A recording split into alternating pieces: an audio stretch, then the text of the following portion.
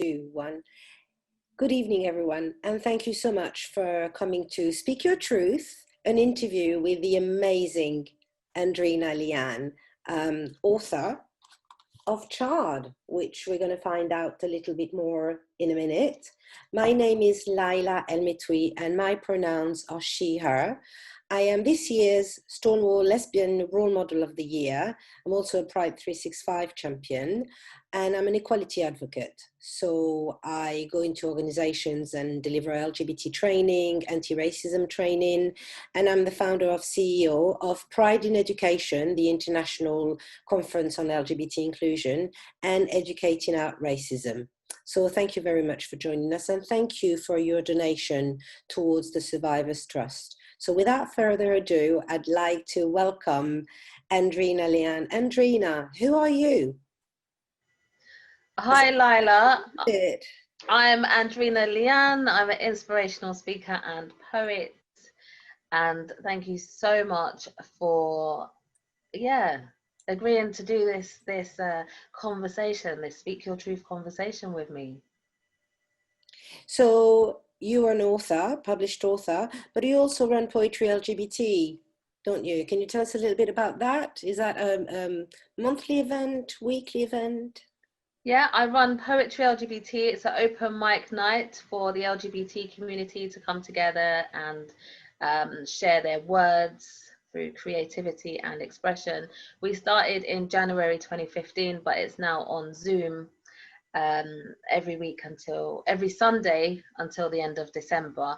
In January 2021, we'll go back to being on Zoom twice a month on the first and third Sunday of every month. I also have recently started some Speak Your Truth writing workshops on Zoom on a Friday morning at 11 o'clock, where I gather people together to write about their truth, because it's really, really important to, it's really important for me to pass on what I've learned and how writing has helped me to come to terms with some of the things that I've been through. I'd like to pass that on to others. I think that's really important. Thank you. I think you're being very modest here, because I know that you have been running Poetry LGBT with no funding for the last 5 years, just relying on people's donations. Is that correct?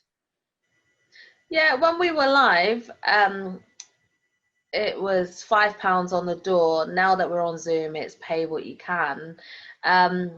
We've never received any funding of any kind, no Arts Council funding, no funding whatsoever. And, people's contributions to the event is what keeps the event going. And also my commitment and dedication to Poetry LGBT is what keeps it going as well. It's one of those events that are, for me, how do you say, like a labor of love. I love the event. It's brought more to me than any amount of money can bring. It's given me a sense of belonging within the LGBT community, and I feel really proud of that space.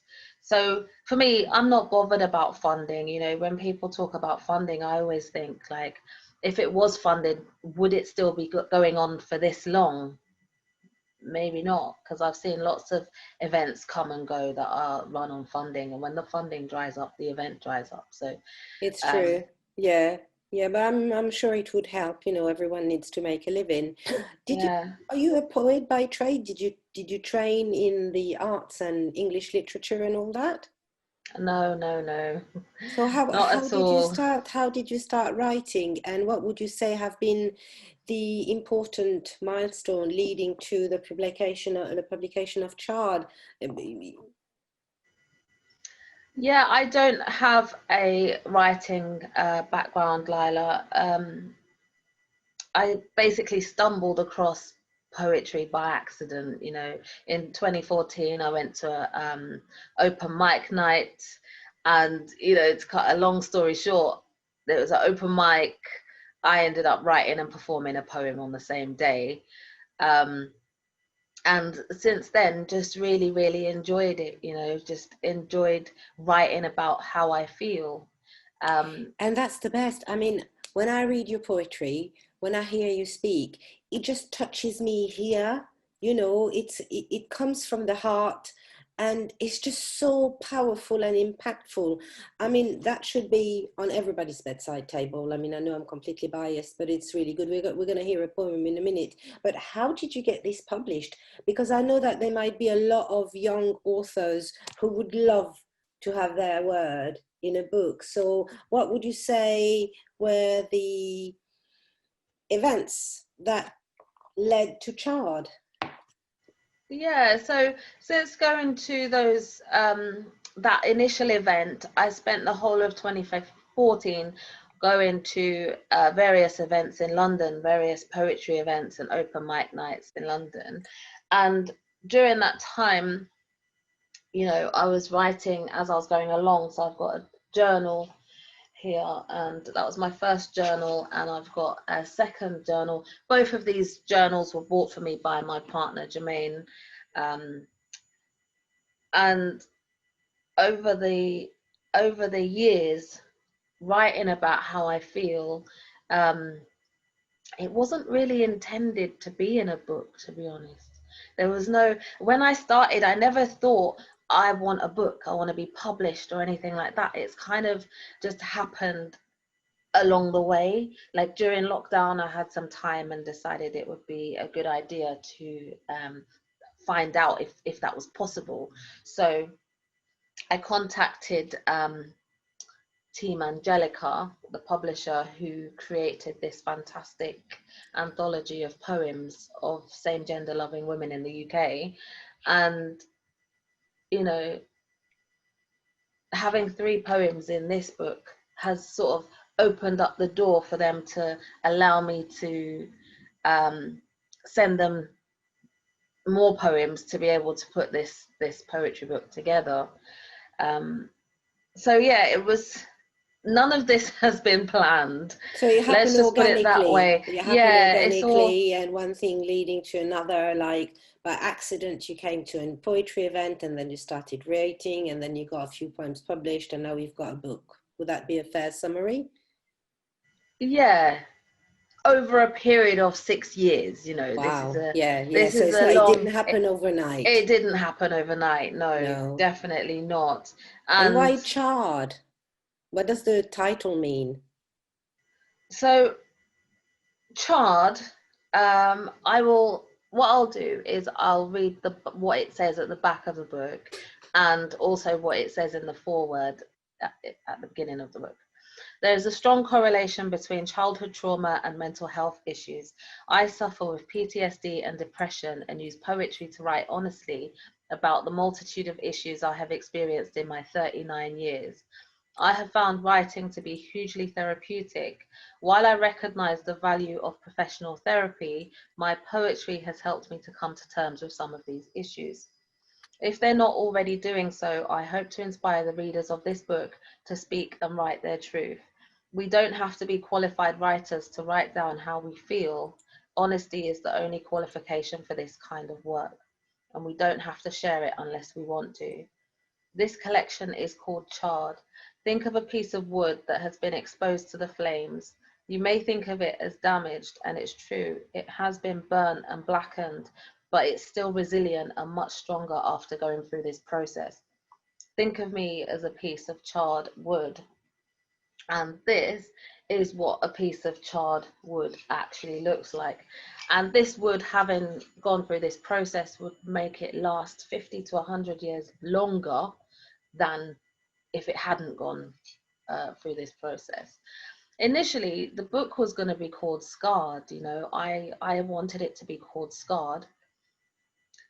And both the publisher and my partner agreed that Scarred was just too, it wasn't right. It didn't feel right. And also, I'd say, although I've been through a lot, and I probably have been scarred by this process and what I've been through,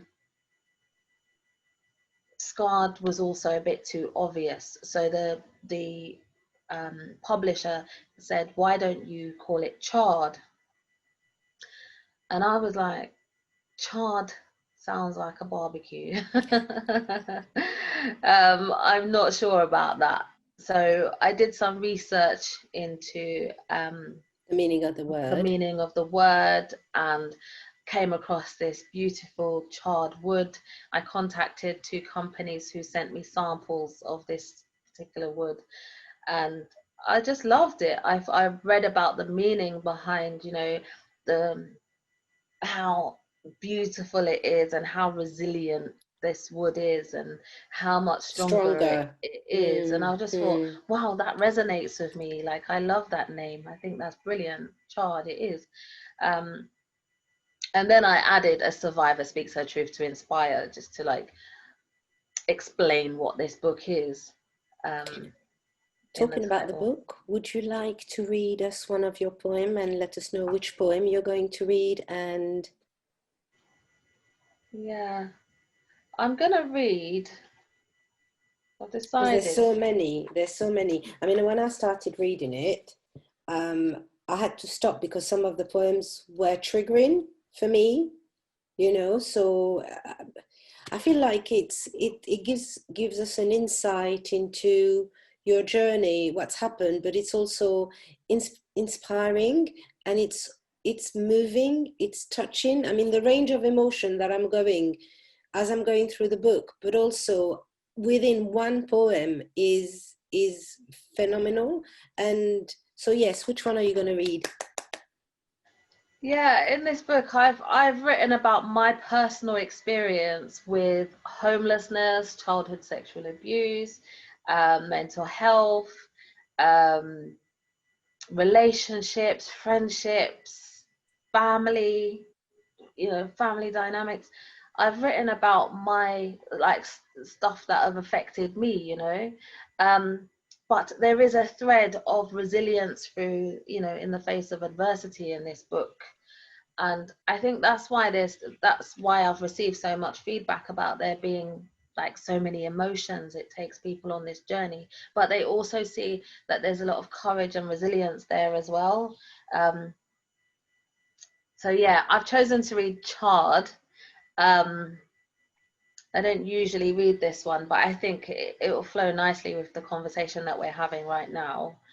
um, I try so hard at life. I do everything I can all of the time to occupy my mind in order to forget. Over the years, Mom has told me to forgive and forget. My mind won't allow me to forget, and my body, so fragile at that time, won't allow me to forgive. I've tried to put it all behind me and live. I don't think I will ever forgive. My life now is not that hard, but my past life is scarred, charred, blackened like tar. If only I could go for a lifelong drive in my car. I try so hard at life every time so I can forgive and forget. Mom said, what's done is done, now move on. I have moved on. At least until something goes wrong and brings me back, or something goes right and I feel like I don't deserve that delight. This plight has no end in sight, and I don't think I will ever be all right. Yeah. And what I'm talking about in that book, in that poem, is about just my journey with childhood sexual abuse, Like, it's something that's just affected me throughout my whole life. And it's just like it comes and goes in waves, But I think what's held me together, I was reflecting on this yesterday. I was thinking, why can I speak about it right now? I was thinking about why I haven't spoken about it before, why it's taken me 30 years. I was reflecting on that with myself, and I was thinking there are many reasons, but I think the main conclusion that I came to is that I've got a daughter who's 18. So I was so focused on bringing her up that you know that I don't yeah I was so I think focused I on think bringing it her comes up. out when it comes out. I mean, I was very moved, as you can see from listening to you. And I think there's something to be said about how cathartic writing is. I mean, how has writing helped you? Would you say writing has helped you?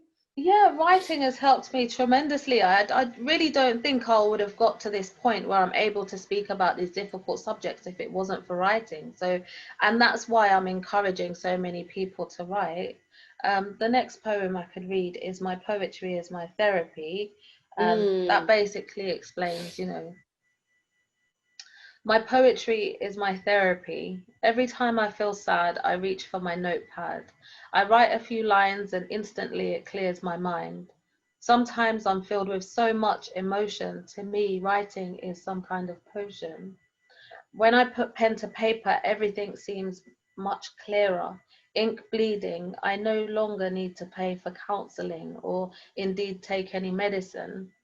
Through my sad times, I write poetry that sometimes rhymes. The pen connecting with the paper, I feel so much safer.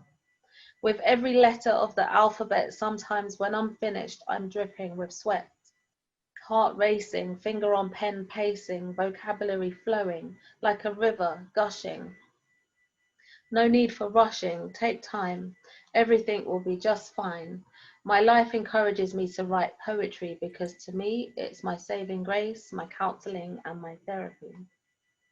And yeah, that's my poetry is my therapy. I think without without it, yeah. But then saying that over the years, because I'm 39, You don't look it. spent thank you. I've spent 6 years writing. But what about the years leading up to that? You know, I reflect on that. You know, I found other things to do to occupy my mind. You know, I do. I've found survival techniques and coping mechanisms over the years. Um, So, talking about survival techniques and coping mechanism, we're in the middle of a pandemic right now, and people's mental health has been affected. Whether you're alone, it's difficult, or whether you're with someone, it could be difficult. You know, I hear people complaining because they're with their partner and they're getting on each other's nerves, and I also hear people complaining because they're by themselves and they miss the social elements. So I don't think that we can say, oh, this is better for you if you're in this situation. I think everyone is experiencing differing degrees of stress and triggers. You know, something as simple as like go back to your room, you know what I mean, where you had to be confined is being heightened. It's been said by some of the psychologists. So we're in a pandemic, hopefully coming out soon and we can meet. But what what advice would you give to people to get through these difficult times and maybe build some resilience? I mean, what has helped you and possibly could help others? um, yeah, this pandemic has been, for me personally, it's been up and down. Like, unfortunate in a lot of ways, and I recognize how fortunate I am to not have to go out every day, um, if I don't So want to. writing would be a good But cathartic tool, because yeah, I know you really push and encourage people to not writing to be published, but just writing. I mean, when I go to your poetry LGBT events, the first thing that really impresses me is how diverse. I mean, it's a super diverse. You got old, young, black, white, green, yellow, every color of the rainbow and beyond, and also like the range of abilities. But everybody is allowed to express themselves in a non-judgmental way. Everybody's supportive of each other, and I'm sure that it's helped a lot of people. So would you say writing is a really good tool to kind of sort of like help you cope with what's going on? yeah, definitely. I think writing, definitely, for me, it's helped because it's not all the time like it's not all the time you can talk to someone about how you feel, or like there's not all the time you want to talk to someone about how you feel. You might just want to like just write it down and bin it or shred it or whatever. I found that Just get that's it helped. out. Yeah, that's helped me. Um, for me also during this lockdown, I've been learning to play an instrument. So I've got a handpan. that I've been spending time with playing that on my own, and that's been quite nice. So But doing, for me, I'm quite creative. I'm a yeah, I was creative gonna person. say, mm, Yeah, so I tend to like come up with ideas and work on little projects just to keep my mind motivated and keep myself active during this time. Because I I've been, find that, yeah, I find that like if um, before I could never sit with myself and reflect, be in a quiet space. But I've learned over the years to be able to do that. So I quite like my own space, but I do tend to, if there is, if if I don't go out for long periods of time, or if I'm cooped up inside for a long period of time, or if I'm by myself a lot, I tend to think quite deeply about things. So I try and avoid like thinking deeply about things if, yeah. And I guess the pandemic has sort of like highlighted that for many people, because, you know, there we had so many other things as distractions. You could go window shopping in Westfield if you wanted to, or you could go for a walk anytime you want, or do you know what I mean? Like you could go to events, you could go clubbing, drinking, partying, whatever. You could go see your friends. There's so many different things that you could do to avoid sitting by yourself. um, and now I think people are having to be faced with spending a lot of time with themselves. yeah, which could be a good thing or a bad thing. Yeah. Yeah, you're very positive. It's been an absolute honor to interview you, and I'm totally biased, but I highly recommend this as a Christmas present, as a birthday present, as a present for yourself, most importantly, because what I was finding when I was reading is by listening to your story, it enabled me to reflect on my own. And it took me to places that I'd forgotten, and but it also took me to a place of hope, because to hear what you've been through and to see how resilient and how positive you are now is really inspirational. So thank you. Thank you. So where can we find the book then? Where can Charred be? It's on Amazon, I know, but people can contact you directly and get a signed copy, I hear. Yeah, so unsigned copies are available on Amazon and Waterstones and on the Foils website. Um, I've got a Jot form that I've created using Jot form where you can get a signed copy. I've also got an Etsy shop online that you can get signed copies there. It's in Gaze the Word as It's well, in isn't Gaze it? the It's the Word Word, bookshop. where it was launched actually, wasn't it? Yeah, it was launched at Gaze the Word bookshop on Zoom, which was fantastic. But yeah, the book is called Charred, A Survivor Speaks Her Truth to Inspire. You can follow me on Instagram at survivor.andreena.leeanne. And And yeah, Leanne is spelled Leeanne. So Andreena Leeanne. Because every yeah, time I used to type your name, I used to the computer used to autocorrect. So it's Leanne Eane. Thank you so much. you're welcome. Thank you, Laila.